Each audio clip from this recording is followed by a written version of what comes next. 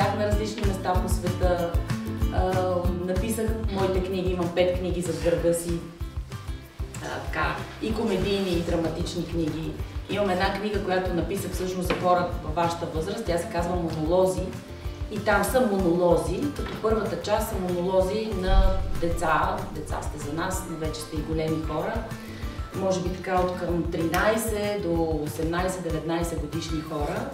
Беше по препоръка и по желание на Мариан Бачев, който ми е стар приятел от детските години, в момента е министър на културата. Тогава водеше и още води една школа с тинейджери и с деца, театрална, и ми се обади един ден и каза: "Бе, нямам модерни текстове, не може децата да играят само класики, нещо трябва модерно. Можеш ли да напишеш такива монолози?"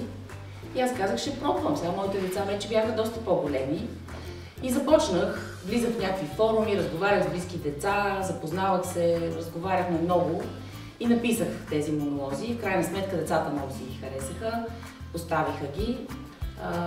Много награди спечелих това представление, доколкото си спомням. Работила съм много в културни отдели във вестниците, направила съм много интервюта, някои от тях с големи звезди, примерно Deep Purple, когато дойдохме в България, аз направих първото интервю преди това с тях. Много съм пътувала по работата си, била съм журналист под прикритие, попадала съм в някакви по-странни ситуации. Но много харесвам тази работа, защото през журналистиката, както през творческия труд, какъвто и да е той, можеш в рамките на един живот да изживееш много други.